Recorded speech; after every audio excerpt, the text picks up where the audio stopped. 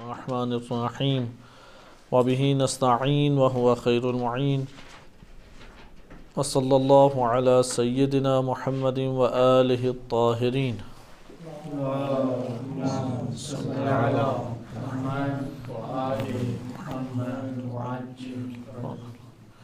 سورہ یونس آیت نمبر 94، ارشاد باری تعالی ہوتا ہے فَإِن كُنْتَ فِي شَكٍّ مِّمَّا أَنزَلْنَا إِلَيْكَ فَاسْأَلِ الَّذِينَ يَقْرَؤُونَ الْكِتَابَ مِن قَبْلِكَ لَقَدْ جَاءَ الْحَقُّ مِن رَّبِّكَ فَلَا تَكُونَنَّ مِنَ الْمُمْتَرِينَ۔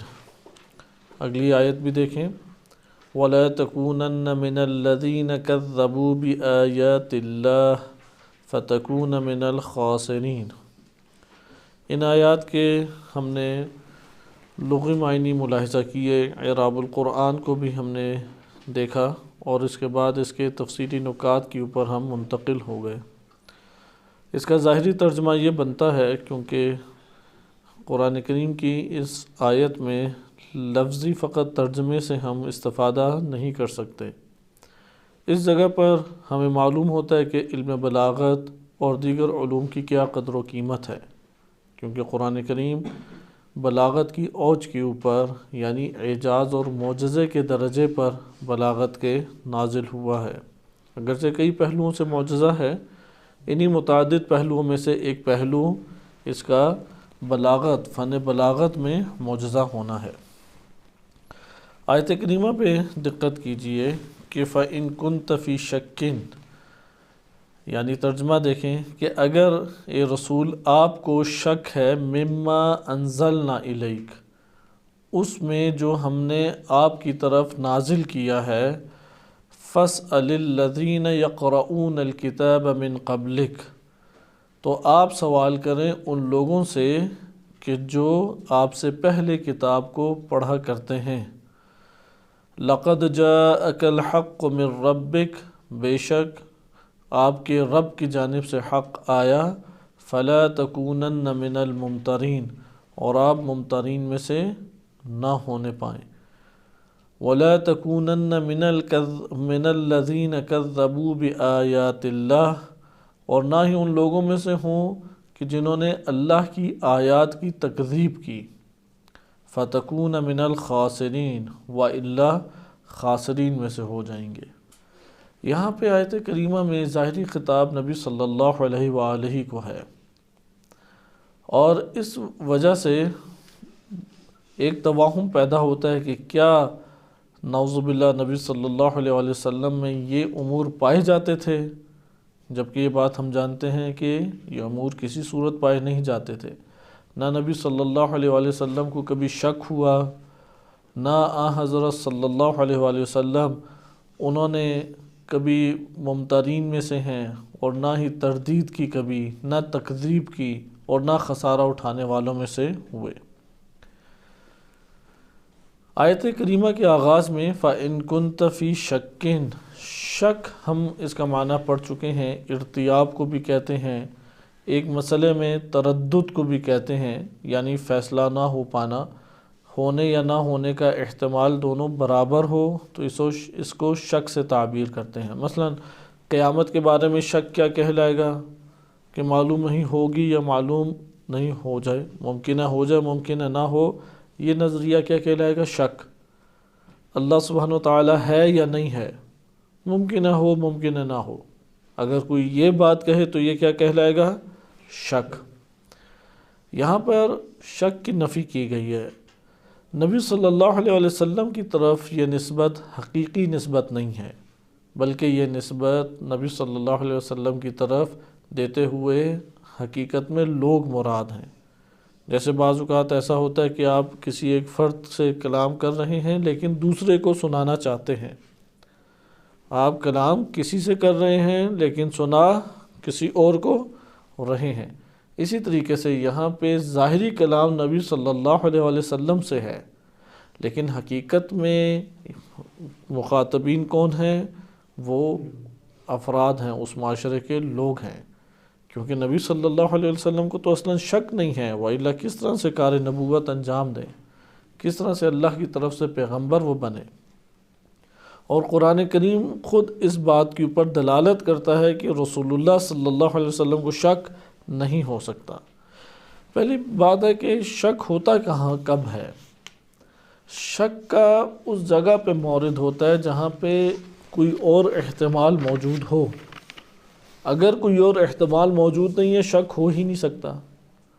مثلا اس ٹیبل کے اوپر ایک کتاب پڑی ہوئی ہے اور آپ دیکھ بھی رہے ہیں کہ ایک کتاب ہے، اور آپ سے پوچھا جائے کہ میز کے اوپر کتنی کتابیں ہیں، اب آپ کیا شک کریں گے ایک ہیں یا دو ہیں، ایک ہیں یا زائد ہیں، یا فوراً یقین سے کہیں گے ایک ہی کتاب ہے؟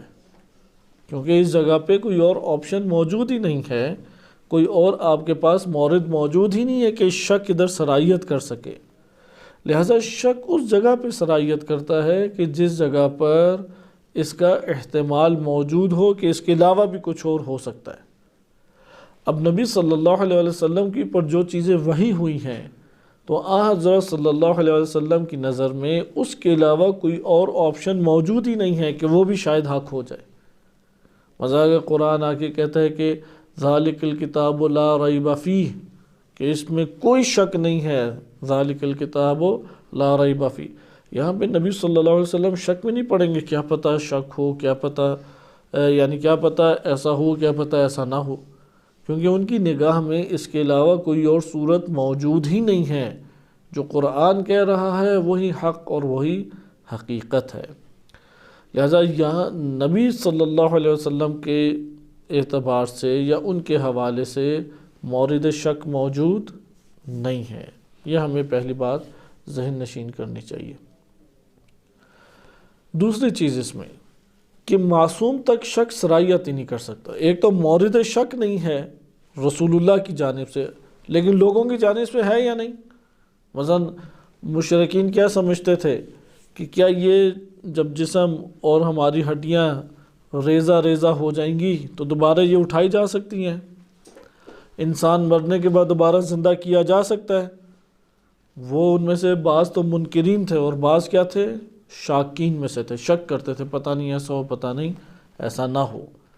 لہذا حقائق کے اعتبار سے بھی دیکھیں، شک کا مورد ان کے لیے تو موجود ہے جو مشرکین ہیں، لیکن نبی صلی اللہ علیہ وسلم ان کے لیے اصلاً شک کا مورد موجود ہی نہیں ہے، وجود ہی نہیں رکھتا شک کا مورد۔ اس لیے نبی صلی اللہ علیہ وسلم کی طرف اس کی نسبت دینا وہ در حقیقت حقیقی نسبت نہیں ہے۔ حضرت کو مخاطب کر کے امت یا عوام الناس یا اس معاشرے کے لوگوں کو سنایا جا رہا ہے۔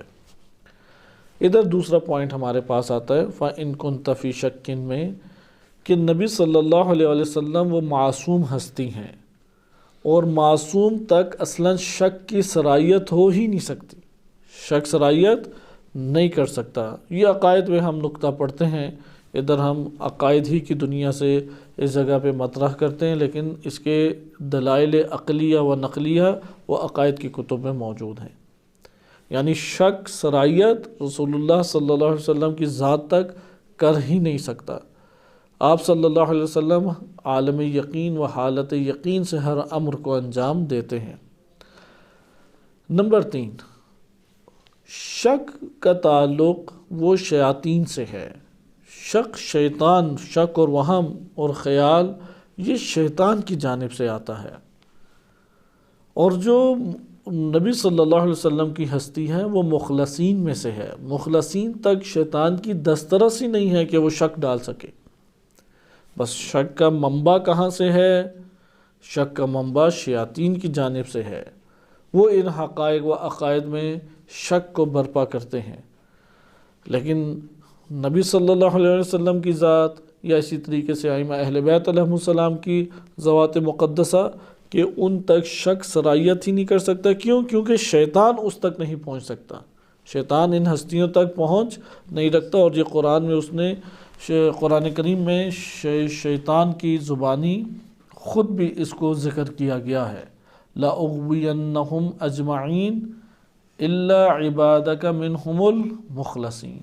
قرآن نے واضح طور پر بیان کیا، شیطان نے کہا کہ لَأُغْوِيَنَّهُمْ أَجْمَعِينَ، میں سب کو اغوا کروں گا، اغوا کروں گا سب لوگوں کو، یعنی جو صراط مستقیم پر بیٹھا ہوا ہے وہ خطرے میں ہے، جو صراط مستقیم پر ہے ہی نہیں وہ تو لشکر شیاطین میں سے ہو گیا۔ یعنی اس جگہ پہ ایک تصور کو ہمیں واضح کرنے کی سخت ضرورت ہے، اور وہ یہ ہے کہ کائنات جب سے یہ بنی ہے اور انسانی نسل یہاں پہ شروع ہوئی ہے، دو مجموعے میں انسان تقسیم ہے۔ ایک مجموعہ ہے اللہ سبحانہ و تعالیٰ اور اس کی حجج اور ان کے ناصرین و پیرو، ایک یہ مجموعہ انسانوں کا بنتا ہے، انس و جنات اور انسانوں کا یا انس و جن کا۔ دوسرا مجموعہ ہے کہ باقاعدہ لشکر ہے، باقاعدہ معاشرے ہیں، اور اس کی سربراہی ابلیس کے ہاتھ میں ہے، یعنی ابلیس نے اپنے لشکر بنائے ہوئے ہیں، وہ مجموعہ ہے اور وہ پورا ایک نظام ان کا چلا رہا ہے۔ اگرچہ یہاں پہ یہ ٹکراؤ اس طرح سے نہیں ہے کہ دو نعوذ باللہ برابر کی ہستیاں آ گئیں، اللہ سبحانہ و تعالیٰ کے مقابلے میں ابلیس نہیں، اللہ تعالیٰ کی ذات وہ رب ہے، وہ مالک ہے، وہ خالق ہے، اور ابلیس کا یہ اپنا اقرار بھی ہے۔ اس لیے قرآن میں اس نے بار بار کہا یا رب بھی، اپنے وجود میں اللہ کی ربوبیت کا وہ قائل ہے، یا رب العالمین، اس نے اقرار کیا، اللہ کی بندگی لائق عبادت ہے اس کا بھی اقرار کیا، لیکن اسے مانے کون ہوا؟ تکبر مانے ہوا۔ لہذا ابلیس اور اللہ تعالیٰ اس صورت میں جو آپ کے سامنے دو مجموعے بیان کیے گئے ہیں اس میں نعوذ باللہ مساوی نہیں ہیں، لیکن اللہ کی ایک تدبیر ہے، اس تدبیر کے دائرے میں رہتے ہوئے اس نے ایک مہلت حاصل کی۔ وہ جو مہلت ہے کہ قرآن نے واضح بھی بیان کیا کہ شیطان نے کہا، ابلیس نے کہا کہ مجھے مہلت دیجئے الی یوم یبعثون، اس روز جب سب اٹھائے جائیں گے اس روز تک مجھے مہلت دیجئے، بس مہلت اسے ملی ہوئی ہے۔ اور تدبیر اللہ ہی کی حاکمیت، اللہ ہی کی مالکیت، اللہ ہی کی ربوبیت چل رہی ہے، کوئی اور اس ملکیت میں ربوبیت الہی کے علاوہ کچھ نہیں۔ یہ جو اس نے ایک نو فرصت اٹھائی، اس فرصت میں ایک مجموعہ ہمارے سامنے آ رہا ہے۔ لہذا بس ہمیں یہ پتہ لگا انسانیت ہر دور میں تا قیامت انسانیت دو حصوں میں تقسیم ہو جاتی ہے۔ ایک وہ مجموعہ بنتا ہے کہ جس میں رہنے والے لوگ اللہ کو اپنا رب مانتے ہیں اور اس کی وہ عبادت اور پرستش کرتے ہیں اور صراط مستقیم پر چلنے کی کوشش کرتے ہیں، اور ان کی تدبیر وہ اللہ تعالیٰ کی ذات کر رہی ہے۔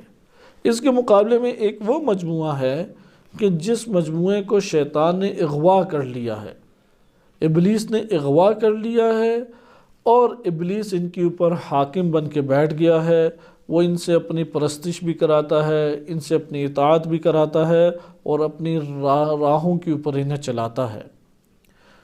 اب ہمارے پاس ادھر فرصت ہے کہ ہم ان دو میں سے کس گروہ میں ہوں، لیکن ایک اللہ کی ذات، اللہ سبحانہ و تعالیٰ کی ذات نے ایک خلقت وہ خلق کی ہے، ایک مخلوق وہ خلق کی ہے کہ جو ان دو مجموعوں میں تقسیم ہی نہیں ہوتے۔ بقیہ سب کے سب تقسیم ہو جائیں گے، لیکن ایک وہ بعض ذوات ایسی ہیں کہ جو ان دو مجموعوں میں تقسیم نہیں ہوتی، اور یہ ابلیس نے خود بھی اقرار کیا۔ اور وہ کون ہیں؟ مخلصین، جمع کا صیغہ ہے، ایک سے زائد ہیں۔ مخلص اور مخلص میں فرق ہے۔ مخلص کہتے ہیں اخلاص دکھانے والا، اور مخلص کسے کہتے ہیں؟ جس کو خالص کیا گیا ہے۔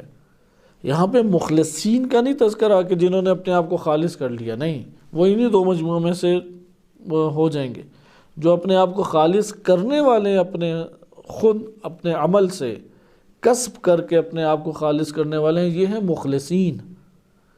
یہاں پہ جن کا تذکرہ ہو رہا ہے وہ کون ہیں؟ مخلصین، اس میں مفعول کے ساتھ ہے، یعنی جنہیں خالص کیا گیا ہے، یعنی اللہ سبحانہ و تعالیٰ نے جن کو خالص کیا ہے اور شک کو، شرک و کفر و نفاق و قبائح سے انہیں پاک اور منزہ کر دیا ہے۔ نبی صلی اللہ علیہ وسلم کا تعلق انہیں مخلصین میں سے ہے۔ لہذا کیسے ممکن ہے کہ شک ہے، وہم ہے، یا شرک اور کفر ہے، یا قباحتیں ہیں وہ سرایت کر جائیں حضرت صلی اللہ علیہ وسلم تک، لہذا یہ ممکن نہیں ہے۔ بس یہاں پہ آپ نے ملاحظہ کیا کہ دو مجموعے ہیں، اور اس وقت دنیا میں تیزی کے ساتھ یہ تقسیم ہمارے سامنے واضح ہوتی چلی جا رہی ہے۔ ایک وہ ادارے ہیں، مملکتیں ہیں، افراد ہیں، انسان ہیں کہ جن کی تدبیر ابلیس کر رہا ہے، جس طرح فری میسنز ایک معروف نام بھی ہے، اور جاننا بھی چاہیے فری میسنز کو۔ لیکن صرف فری میسنز نہیں، وہ کیسے اغوا کرتے ہیں، ان کے اغوا کرنے کا طریقہ کار ہی نہیں بندے کو اٹھا کے دوسرے مجموعے میں لے آئے، بلکہ وہ جو بندہ حق کی راہ پہ چل رہا ہے وہ خود اپنے ارادے سے اس طرف آتا ہے، وہ خود اتنی برائیاں کرتا ہے یا برائی سے محبت کرتا ہے کہ انشاءاللہ تعالی یہ موضوع جلد آئے گا کہ رب کے معنی میں یہ سارے امور ذکر کیے جائیں گے۔ وہ خود اس قدر برائیاں انجام دیتا ہے، اس کے دل میں چونکہ برائی سے محبت ہے، وہ محبت برائی کی اسے انہی شیاطین کے گروہ میں لا کھڑا کرے گی، جبکہ اللہ تعالیٰ کی ذات یا اس مجموعے میں افراد سارے کے سارے معصوم نہیں ہیں، گناہ گار بھی ہیں، بڑے بڑے گناہ کرنے والے افراد ہیں۔ جیسے کہ شفاعت کا نظریہ ہم کافی تفصیل کے ساتھ چند سال پہلے پڑھ چکے ہیں، اور اس میں ہم نے ملاحظہ کیا روز قیامت شفاعت ان مومنین کی یا ان افراد کی ہوگی جو گناہ صغیرہ انجام دیتے تھے یا جنہوں نے گناہ کبیرہ انجام دیے۔ شفاعت کن کی ہے؟ جنہوں نے گناہ صغیرہ انجام دیے ان کی شفاعت ہے، یا جنہوں نے گناہ کبیرہ انجام دیے اور توبہ نہیں کی اس دنیا سے چلے گئے؟ چونکہ توبہ کر لی تو صغیرہ کبیرہ دونوں ہی معاف، لیکن توبہ نہیں کی اور اس دنیا سے رخصت ہو گئے، اب روز قیامت ان کی شفاعت کی جائے گی۔ نظام الہی ہے، اس نظام الہی میں گناہان صغیرہ والوں کی شفاعت ہے یا گناہان کبیرہ والوں کی؟ کبیرہ والوں کی۔ قرآن کریم کی آیات میں ہے صغیرہ تو موت کے ساتھ ہی معاف ہو جائیں گے، جو گناہ کبیرہ انجام دیتے رہے ان کی شفاعت ہے روز قیامت۔ مومنین جو گناہ کبیرہ انجام دیتے رہے اور اس دنیا سے اٹھ گئے تو روز قیامت ان کی شفاعت ہے۔ لہٰذا اللہ نے مومنین کی ایک تدبیر کی ہے، ایک نظام ہے اللہ سبحانہ وتعالیٰ نے مومنین کے لیے بنایا۔ اس کے مقابلے میں ایک تدبیر اور ایک نظام وہ شیطان کا، ابلیس کا ہے۔ اس بات کو سخت سمجھنے کی ضرورت ہے، یعنی بالفاظ دیگر ابلیس کا یہ جو نظام اور شیاطین کا جو نظام ہے اس میں کوئی مجتہد نہیں ہے، اس میں کوئی عالم نہیں ہے، کوئی طالب علم نہیں ہے، اس میں سب موجود ہیں۔ وہ علماء بھی اس کے پاس موجود ہیں، وہ بہکانے والے اس کے پاس مجتہدین بھی موجود ہیں، طلاب بھی موجود ہیں، دیندار طبقہ بھی ظاہری طور پہ منافقت کے نام سے موجود ہے جو حقیقت میں منافق ہیں۔ لہذا یہاں پہ انسان یعنی وہ جب گناہ ایک انسان انجام دیتا ہے تو وہ اغوا کیسے کرتا ہے؟ اغوا کے طریقے ہیں۔ لَأُغْوِيَنَّهُمْ أَجْمَعِينَ، اسے بہت ہمیں دقت سے سمجھنا چاہیے۔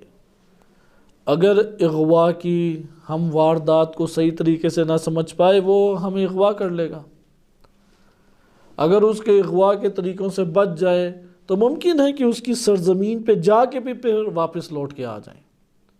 اس کی سرزمین پہ یعنی کم سے کم یہ ہونا چاہیے کہ ابلیس کی سرزمین کے اوپر انسان کا خاتمہ نہ ہو، کم سے کم یہ ہو، یہ نجات پا جائے گا کبھی نہ کبھی۔ لیکن اگر اس کے ابلیس کے لشکروں میں ہی خاتمہ ہو گیا تو پھر تو وہ نجات نہیں پائے گا۔ لَأُغْوِيَنَّهُمْ أَجْمَعِينَ، یہ جو اغوا کا طریقہ کار ہے وہ یہ ہے کہ سب سے پہلے وہ بڑے بہترین اور خوبصورت کر کے تصورات گناہوں کے بناتا ہے، بڑے خوبصورت، مزین، حسین، زیبا۔ مثلا یہ دلاسے دے گا کہ قیامت والے دن تمہاری شفاعت ہو جائے گی، انجام دیتے رہو، مسئلہ کیا ہے، توبہ کر لو گے۔ اب جب اس نے گناہ انجام دے دیا اور اپنے پاؤں پہ کلہاڑا مار لیا تو اب اسی گناہ کو بہت بڑا کر کے دکھائے گا۔ یہ واردات ہے اغوا کی، کیونکہ اگر اس نے گناہ کرنے کے بعد اللہ کے سامنے منت سماجت شروع کر دی، اللہ کے سامنے ندامت شروع کر دی، تو وہ اغوا ہو کے شیطان اور ابلیس کی سرزمین اور اس کی مملکت میں داخل ہو پائے گا؟ وہ تو ندامت کی وجہ سے مومن بن جائے گا. لہٰذا اب اس نے ندامت نہیں کرانے دینی. اب ابلیس کیا کرے گا؟ اس کی اغوا کا طریقہ کار یہ ہے کہ جب گناہوں کے دھڑے پہ لگا دیا تو اب اس نے جو مرضی انسان کرے اس کی بھرپور کوشش کیا ہوگی کہ اسے نادم نہ ہونے دیں، پشیمان نہ ہونے دیں گناہ پہ. وہ گناہ کے اوپر پشیمان ہوا تو وہ طبقہ وہ اسی گروہ مومنین میں آ جائے گا. لہٰذا وہاں پہ وہ بھرپور کوشش کرتا ہے، پیچھے پڑھ کے کوشش کرتا ہے کہ نا امید ہو جائے اللہ تعالیٰ سے، نا امید کر کے اغوا کرتا ہے. اچھا بعض اوقات انسان کے پاس مال بھی ہے، صحت بھی ہے، آزادی بھی ہے، لیکن انسان اپنے وجود میں معاشرتی چیزوں میں ایسا جکڑا جاتا ہے کہ وہ اپنے آپ کو گناہوں سے دور کرنے کا اہتمام ہی نہیں کر پاتا. ایسی چیزیں ہمارے پاس بہت زیادہ ہیں. مثلا سست اور کاہل ہو کے بیٹھا رہا، یا لاپرواہ ہو کے بیٹھا رہا، یا خود ساختہ عجیب و غریب نظریات اس نے بنائے اور اس کی وجہ سے گناہوں کے اوپر لگ گیا. اب اگر وہ گناہوں کے اوپر چل پڑا ہے، ادھر بھی ابلیس کیسے اس کے طریقے واردات دیکھیں. وہ پہلے ان نظریات کو بڑا محکم کر کے اور خوبصورت کر کے بلکہ آیات روایات آپ کے بدن میں ہمارے وجود میں تازہ کر دے گا. دلیل نہیں مل رہی، ایک غلط نظریے کے اوپر ہمارے اندر ہی ایک آیت کی طرف توجہ مبذول کرا دے گا. وہ کہے گا اس طرف دیکھو یہ تو آیت سے ثابت ہے. جیسے ابراہیم علیہ السلام کا واقعہ ملتا ہے کہ اسماعیل علیہ السلام کو ایک جس طرح ذبح کرنے والے جانور کو لے کے جاتے ہیں اس طرح گلے میں رسی ڈال کے لے کے جا رہے تھے. تو اب ابلیس آیا، طرح طرح سے آیا. تو آیا بھی کیسے؟ کہا کہ کوئی ایسا ہو سکتا ہے کہ اللہ تعالیٰ نے نفس محترمہ کا خون بہانا حرام قرار دیا ہے اور وہ بھی باپ اپنے بیٹے کا خون بہائے، تو ذرا عقل سے تو سوچو، ذرا عقل سے سوچو کہ یہ ہو سکتا ہے کہ اللہ تمہیں اس حرام کام کا حکم دے دے. آپ نے دیکھا کہ کس طرح سے وہ دلیل بنا کے ایک ذہن میں لے کے آتا ہے، کیونکہ ابراہیم علیہ السلام کے لیے حجت تمام ہو چکی تھی. البتہ یہ اس کے ساتھ ہے، اگر ایک جگہ حجت تمام نہیں ہے وہاں پہ مسائل الگ ہیں. یہ جو آپ کو مثال دی جا رہی ہوں کہیں ایسا توہم پیدا نہ ہو کہ اگر ایک حق بات کی طرف عقل گامزن کرے وہاں پہ شک میں پڑ جائے. نہیں، وہاں پہ حجت تمام ہو چکی ہے ابراہیم علیہ السلام کے لیے کہ یہ امر ربی ہے، یہ میرے رب کا حکم ہے. وہاں حجت تمام، انہیں یقین ہے کہ یہ میرے رب کا حکم ہے. جب یقین حاصل ہو گیا تو اب ابلیس یہاں پہ طرح طرح کے وسوسے ڈال کے، کوئی عقلی دلائل لا کے، کوئی نقلی دلائل لا کے شک ڈالنا چاہ رہا ہے. یہ وہ مورد ہے. لہذا بعض اوقات انسان نظریات اور اعتقادات جانتا ہے لیکن اپنے وجود میں خود ساختہ نظریہ بنا لیتا ہے. جیسے ہمارے ہاں وفات ہیں، شادی ہے، یا زندگی بسر کرنے کے طور طریقے ہیں، دوستیاں کے نبھانے کے طور طریقے ہیں، اس میں خود ساختہ بہت سارے طریقے ہیں. اب انسان نے اپنے وجود میں خود ساختہ طریقہ آباد کیا ہوا ہے اور اس کو وہ جہاں پہ ٹکراؤ پیدا ہوتا ہے تو ایک آیت کا سہارا لے کے آئے گا، ایک روایت کا سہارا لے کے آئے گا، جبکہ وہ جانتا ہے کہ یہ میں نے دین سے نہیں لیا، یہ میں نے معاشرے سے لیا ہے طریقہ کار. میرے پاس مال بھی موجود ہے، میرے پاس صحت بھی موجود ہے، فیصلے کی قوت بھی موجود ہے، پھر کتابیں بھی موجود ہیں، نظریات بھی جانتا ہوں. اس کے علاوہ وہ خطا کر رہا ہے، اس کے علاوہ اشتباہ کر رہا ہے. اس اشتباہ پہ کون ابھار رہا ہے؟ پیچھے ابلیس واردات کر رہا ہے.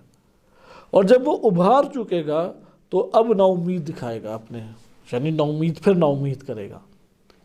لہذا اغوا کی یہ طریقہ کار انشاءاللہ کسی مورد میں ہم بقیہ قرآن کی آیات سے پڑھیں گے. یہ تو صرف ایک آپ کے سامنے ایک اجمالی تعارف تھا کہ اغوا کے طریقوں کے اوپر انسان پوری توجہ رکھے. مثلا انسان غریب اور فقیر ہے، امانتاً پیسے اس کے پاس دینی اموال یا امانتیں لوگوں کی موجود ہیں. اب یہاں پہ ابلیس اور شیطان طرح طرح کے وسوسے ڈالے گا، ہزاروں جواز کے طریقے بتا دے گا. اس طریقے سے بھی لے سکتے ہو، ادھر سے بھی لے سکتے ہو، ادھر سے بھی لے سکتے ہو. فلاں عالم نے نہیں لیا، وہ تو مجتہد تھا، فلاں دیکھو اس نے بھی لیا. اگر لے لیا تو کیا معذرت کر لینا یا ان سے اجازت، بہت سارے طریقے وہ ذہن میں لاتا ہے. یہاں تک کہ انسان اس برائی کو انجام دے بیٹھتا ہے. پھر جتنی دفعہ تکراری طور پہ وہ اس برائی کو انجام دیتا رہے، یہاں تک کہ وجود میں پشیمانی ہی ختم ہو جائے، اور جس دن انسانی وجود میں پشیمانی ختم ہو جائے اسی دن وہ سرزمین شیطان پر منتقل ہو جاتا ہے، اس کی مملکت اور اس کا حصہ بن جاتا ہے۔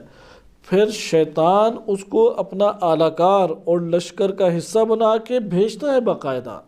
قرآن میں لفظ وحی اور ارسال اور یہ الفاظ وارد ہوئے ہیں شیاطین کے لیے کہ وہ وحی کرتے ہیں باقاعدہ، جیسے وحی یعنی ایک تیز ترین تعلیم جو سیکنڈوں سے بھی پہلے انسانی وجود میں سرایت کر جائے۔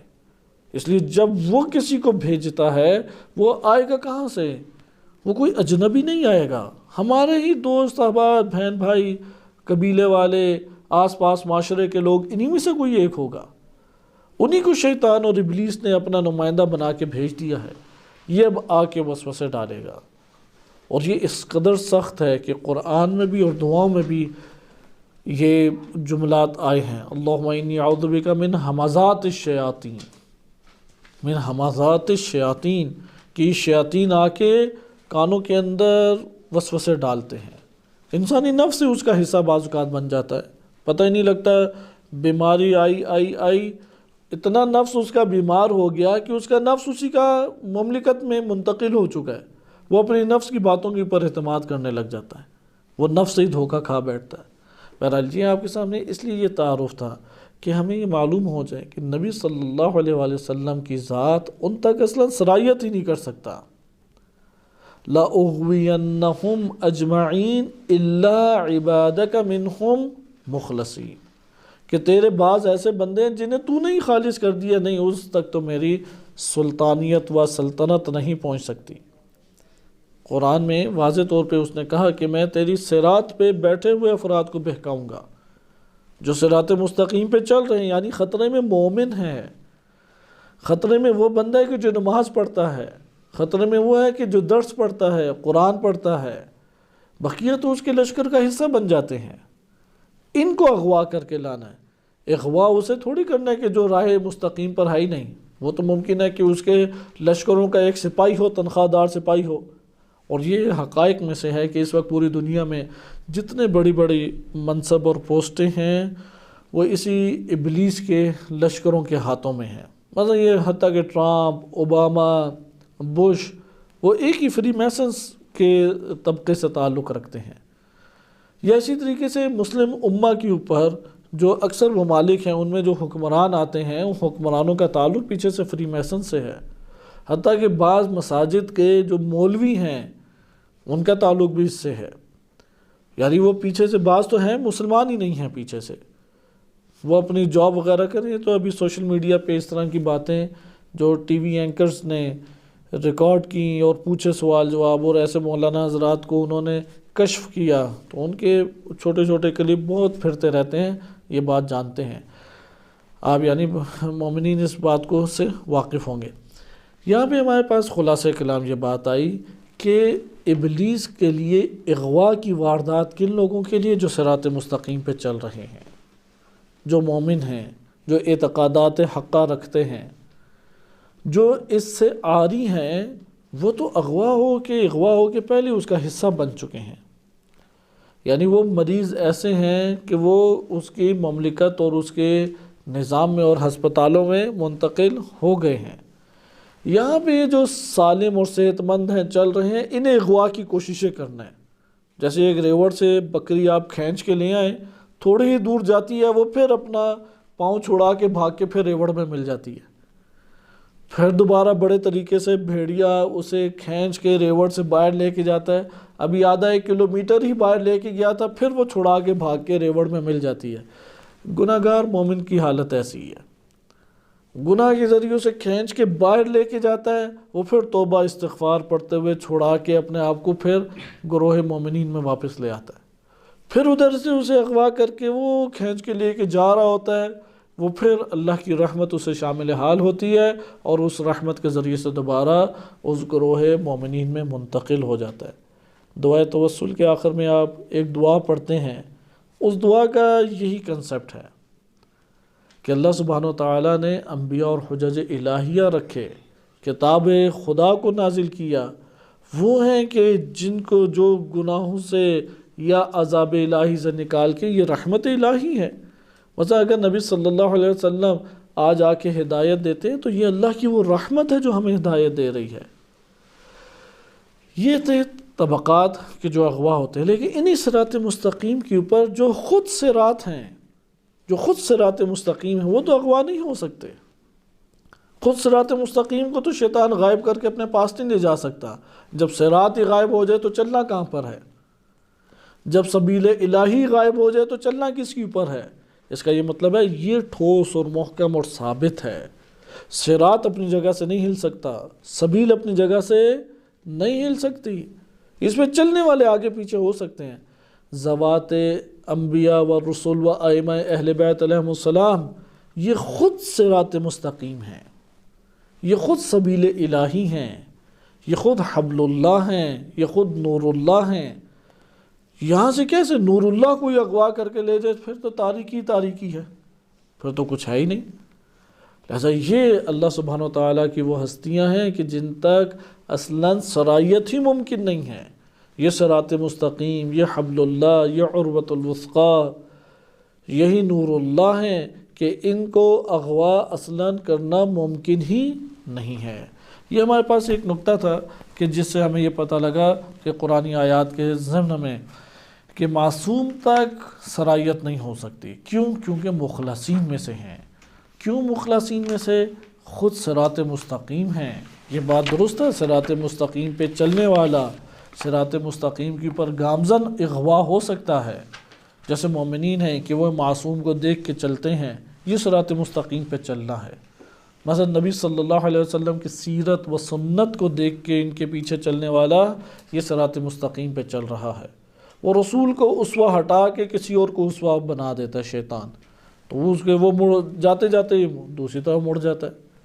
یا جنہیں نبی صلی اللہ علیہ وسلم نے امت کے لیے اسوہ بنایا، بشریت کے لیے اسوہ بنایا، شیطان آ کے ایسا فکری طور پہ خلل پیدا کرتا ہے کہ وہ اسوہ الہی اسوہ ہی نہیں رہتا پیچھے چلنے والوں کا، تو یقیناً وہاں پہ تو راہ گم کر بیٹھے گا، اور جو راہ گم کر بیٹھے اسی کو گمراہ کہتے ہیں۔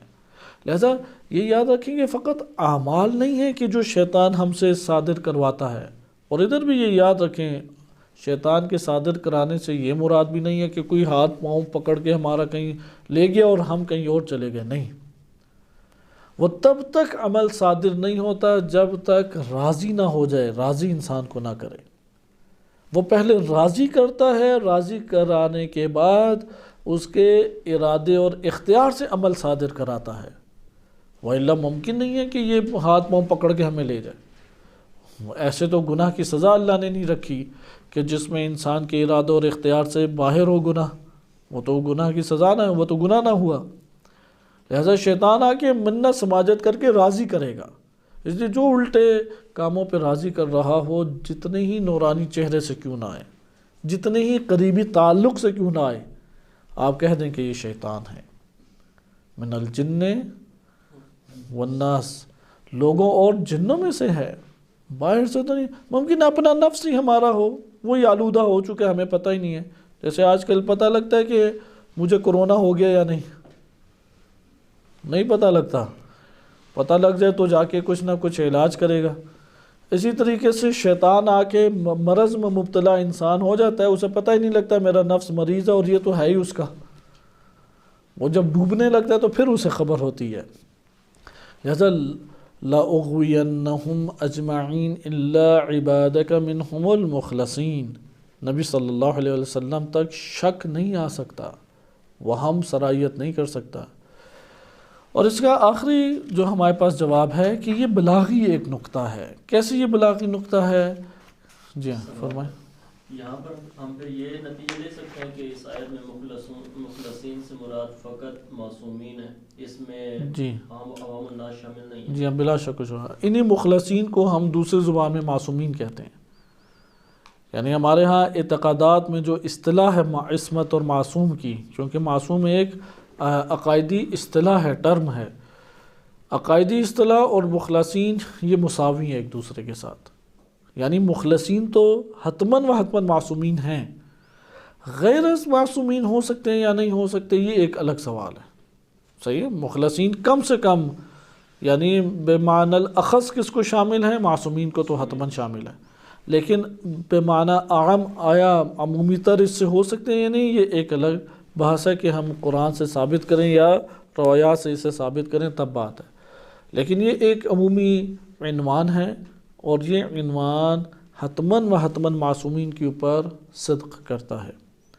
یہاں پہ فَإِن كُنتَ فِي شَكٍّ پھر یہ کیوں کہا گیا؟ یہ بلاغت کا ایک نقطہ ہے، اور علم بلاغت میں ہم دیکھتے ہیں کہ بعض اوقات نسبت دی جاتی ہے کسی کی طرف اور سنایا کسی اور کو چاہتا ہے، اور قرآن نے آیا اس اسلوب کو اختیار کیا یا نہیں اختیار کیا؟ قرآن نے متعدد جگہ اسے اختیار کی۔ سورہ زمر آیت نمبر 65 سورہ زمر آیت نمبر 65 میں ارشاد باری تعالیٰ ہوتا ہے وَلَقَدْ أُوحِيَ إِلَيْكَ وَإِلَى الَّذِينَ مِن قَبْلِكَ وَلَقَدْ أُوحِيَ إِلَيْكَ آپ کی طرف بھی وحی کی گئی، وَإِلَى الَّذِينَ مِن قَبْلِكَ اور آپ سے پہلے لوگوں کی طرف بھی وحی کی گئی۔ سورہ زمر آیت نمبر 65 وَلَقَدْ أُوحِيَ إِلَيْكَ وَإِلَى الَّذِينَ مِن قَبْلِكَ اور آپ سے پہلے جو تھے ان کی طرف بھی وحی کی گئی۔ کیا ہے وہ وحی؟ لَإِنْ أَشْرَكْتَ لَيَحْبَطَنَّ عَمَلُكَ لَإِنْ أَشْرَكْتَ کہ اگر آپ نے شرک کیا، اب ادھر دیکھیں شرک کی نسبت کس کی طرف دی جا رہی ہے؟ رسول کی طرف۔ لَإِنْ أَشْرَكْتَ اگر آپ نے شرک لیا لَيَحْبَطَنَّ عَمَلُكَ تو آپ کے عمل کو کیا کر دیا جائے گا؟ حبط کر دیا جائے گا۔ وَلَتَكُونَنَّ مِنَ الْخَاسِرِينَ اور آپ خسارہ اٹھانے والوں میں سے ہو جائیں گے۔ یہاں پہ کیا اس آیت سے یہ ثابت ہوتا ہے کہ نبی صلی اللہ علیہ وسلم نعوذ باللہ شرک کرتے تھے؟ یہ تو کوئی بھی اس کا قائل نہیں ہے، یہ تو تاریخ بھی ہمیں بتاتی ہے، سیرت رسول بتاتی ہے۔ مشرکین اس کا اعتراف کرتے تھے، کیونکہ رسول اللہ اگر شرک کرتے تو مشرکین ان سے راضی ہوتے یا ناراض ہوتے؟ یہ تو قرآن نے بھی بیان کر دیا کہ یہ رسول آپ سے یہ یہود و نصارہ اس وقت تک راضی نہیں ہوں گے جب تک آپ ان کی اطاعت اور اتباع نہ کریں۔ کیا اتباع اور اطاعت میں رسول اللہ نے نعوذ باللہ شرک کیا؟ اگر عبادت میں شرک کرتے نعوذ باللہ مشرکین راضی ہو جاتے، اگر اطاعت میں نعوذ باللہ شرک کرتے تو یہود و نصارہ راضی ہو جاتے، پھر تو کوئی جھگڑا ہی نہ رہتا۔ لہذا یہ اسلوب قرآن نے اختیار کیا کہ ظاہری طور پہ رسول صلی اللہ علیہ وسلم کو خطاب ہے، لیکن حقیقت میں خطاب کس کو ہے؟ وہ ہے اس معاشرے کے لوگوں کو یا بشریت کو خطاب ہے۔ لَإِنْ أَشْرَكْتَ لَيَحْبَطَنَّ عَمَلُكَ کہ اگر آپ نے شرک کیا تو آپ کا عمل حبط ہو جائے گا۔ اس سے اس مراد کیا ہے؟ یعنی انسان سمجھ لے کہ شرک ایک ایسی چیز ہے کہ جتنے نیک کام کیے ہیں اس نے وہ سارے حبط ہو جائیں گے۔ حبط کے نظریے پہ بعض عجیب و غریب سا تصور ذہن میں لاتے ہیں، حتیٰ کہ بعض ایسے افراد ہیں کہ جنہوں نے لکھ دیا، جیسے تجرید میں یہ بات وارد ہوئی ہے کہ جو حبط کا نظریہ ہے یہ عدالت سے ٹکراتا ہے۔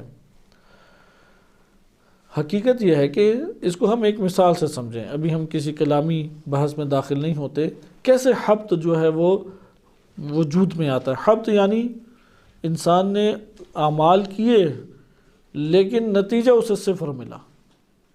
جیسے ایک بچہ ہے، سارے بھاگ دوڑ کر کے صبح سویرے کلاس میں آتا رہا اسکول میں، لیکن آخر میں فیل ہو گیا، تو اس کی ساری زحمت اور محنت کیا ہوئی؟ حبط ہو گئی۔ اس کی بہترین مثال اس طرح بنتی ہے، آپ بھاگ دوڑ کر کے برف کا کوئی بڑا ٹکڑا لے کے آئیں، اسے بڑا خوبصورت کر کے سجائیں، بہترین کر کے اسے رکھیں، اور گرمی جو ہے وہ آ کے اسے پانی پانی کر جائے، یہ جو اس کا پانی پانی ہو جانا ہے یہ حبط کہلاتا ہے۔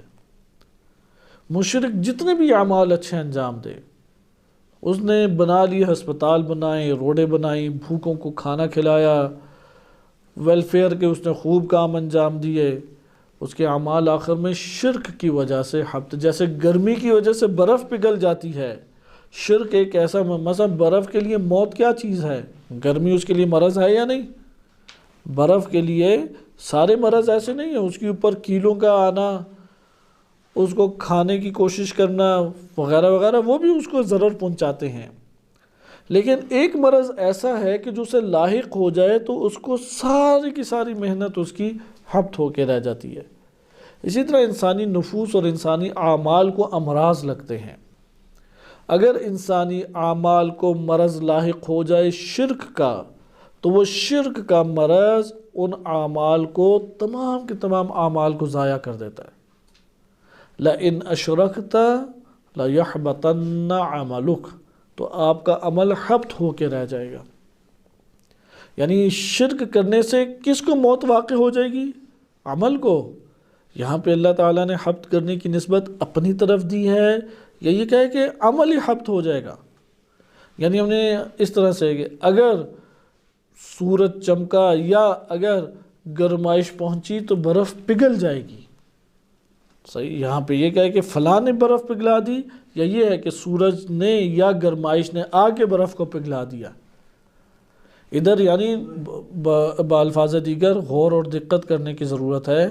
اس طرف توجہ دلائی جا رہی ہے کہ وہ نقطہ مرض کیا ہے کہ جو آ کے حبط اور موت کا شکار عمل کو کر رہا ہے۔ وہ اس مرض پہ توجہ رکھو۔ وہ مرض کہیں سے بھی آ جائے، وہ کسی کے ہاتھ سے بھی آ جائے، وہ بے شک مسجد سے آئے تو مسجد زرار سے یہی چیزیں آتی تھی، وہ ممکن ہے کہ دینی مراکز سے آ جائے، ممکن ہے انسان کے اپنے وجود اور نفس سے وہ چیز آ جائے۔ لہذا شرک جہاں سے بھی آئے، جتنے اعمال انجام دیے ہیں، عمرے کیے ہیں، حج کیے ہیں، اہل بیت علیہ السلام کی محبت میں آنسو بہائے ہیں، عزاداروں کی خوب خدمت کی ہے، عزاداریاں کی ہیں، زیارات پہ گئے ہیں، مومنین کی خوب خدمات کی ہیں، بڑی مساجد، مدارس، امام بارگاہ، دینیات سینٹر، قرآن سینٹر وغیرہ بنائے ہیں۔ اگر یہ شرک آ جائے، یہ پوری کی پوری منزل اور عمارت کو کیا کرے گا؟ اسے حبط کر دے گا۔ یعنی ایک مرض ایسا ہے، ممکن مثلا فسق کا مرض ہے، وہ جہاں لگتا ہے اس کو نقصان پہنچاتا ہے، اس کا ازالہ ممکن ہے توبہ استغفار کر کے۔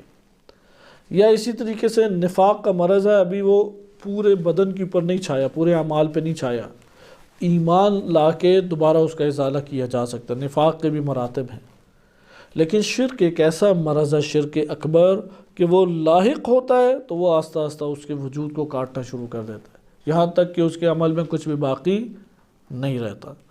تو یہ ہمارے پاس آیا کہ قرآن نے ظاہری طور پہ ایسے الفاظ استعمال کی، یا اسی طرح سورہ طلاق میں یا ایھا النبی، نبی اذا طلقتم النساء، کیا رسول اللہ نے کسی زوجہ کو طلاق دی؟ آیت کریمہ کہہ رہی ہے یا ایھا النبی، اے نبی، اذا طلقتم النساء، نساء جمع کا صیغہ ہے یا مفرد؟ جمع کا صیغہ ہے۔ نساء کی کیا حکمت ہے؟ بہرحال ابھی بحث الگ نکل جائے گی۔ اذا طلقتم النساء، یعنی تم نے اپنی بیویوں کو طلاق آپ نے دے دی ہے۔ رسول صلی اللہ علیہ وسلم نے تو ایک بھی بیوی کو اپنی طلاق نہیں دی، ایک بھی زوجہ کو طلاق نہیں دی۔ یہاں پہ واضح طور پہ خطاب کس کی طرف ہے؟ امت کے افراد کی طرف ہے۔ یہ ہمارے پاس چند چیزیں آئیں، اور قرآن نے اور بھی اس طرح سے مورد ذکر کیے ہیں کہ حقیقت میں شک کون کرتا تھا؟ دوسرے لوگ کیا کرتے تھے۔ جیسے سورہ یونس آیت نمبر 104 میں آ رہا ہے کہ نبی صلی اللہ علیہ وسلم کی ہی زبانی قرآن نے بیان کیا، قل، اے رسول کہہ دے، یا ایھا الناس، اے لوگو، ان کنتم فی شک من دینی، اگر تمہیں میرے دین میں شک ہے۔ بس یہ آیت ہمیں آ کے کیا بتا دیتی ہے؟ ادھر بھی کیا ہے؟ ان کنت فی شک، یعنی اس آیت کی تشریح کیا، ان کنتم فی شک من دینی، کہ میرے دین کے بارے میں تم لوگوں کو شک ہے۔ تو ادھر شک کا مورد، شک کا تعلق کس سے سورہ یونس آیت نمبر 104 میں قائم ہو رہا ہے؟ لوگوں سے قائم ہو رہا ہے۔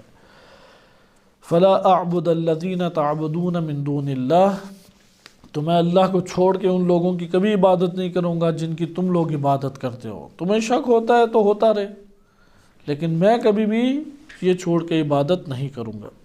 پھر آگے ان کنت فی شک مما انزلنا الیک فاسأل الذین یقرؤون الکتاب من قبلک، تو آپ سوال کریں ان لوگوں سے کہ جو آپ سے پہلے کتاب کو پڑھتے ہیں، آپ جا کے سوال کر لیں۔ اگر شک ہے، مثلا وہ شک یہ کرتے تھے مشرکین کہ نبی صلی اللہ علیہ وسلم نے یہودی احبار یا راہبوں سے، رہبان سے انہوں نے باتیں سیکھی ہیں اور سیکھ کے قرآن کے عنوان سے ایک معاشرے کے اندر کتاب لے آئے ہیں۔ تو یہاں پہ قرآن یہ بیان کر رہا ہے کہ اگر تم لوگوں کو یہ شک ہے تو ٹھیک ہے، جاؤ یہ جو اہل کتاب ہیں تم انہیں جانتے ہو، ان کے علماء کو بھی جانتے ہو، اور وہ نبی صلی اللہ علیہ وسلم کے قرآن لانے سے پہلے ہی ان کتابوں کو پڑھ بھی رہے تھے، ایسا ہے یا نہیں؟ وہ پڑھ رہے تھے، وہ جو اپنی کتابیں پڑھتے ہیں تم جا کے پڑھ لاؤ اور پھر موازنہ کرو، آیا یہ وہی باتیں ہیں؟ کیونکہ ان کے پاس تحریف شدہ صورتوں میں یہ باتیں موجود تھیں۔ یہاں پہ کوئی یہ والا شبہ نہ آئے کہ قرآن نے خود کہا ہے کہ قرآن کریم گزشتہ کتابوں کی تصدیق کرتا ہے یا نہیں کرتا؟ وہ ہیں جو تحریف سے پاک، تورات انجیل ہیں، تو تصدیق کرتا ہے۔ لیکن اگر یہ باتیں ہیں کہ یہ خود سے رسول اللہ ان لوگوں کی باتوں کو بنا سنوار کے لے آئے ہیں تو جاؤ تحقیق کر لو۔ اس آیت کریمہ کے حصے میں ہمارے پاس روایات میں بھی بعض تفسیر وارد ہوئی ہے اور بعض دیگر احتمال بھی ہیں، انشاءاللہ تعالی اس کو ہم اگلے درس میں ملاحظہ کریں گے۔ اور صلی اللہ علیہ سیدنا محمد وآلہ الطاہرین۔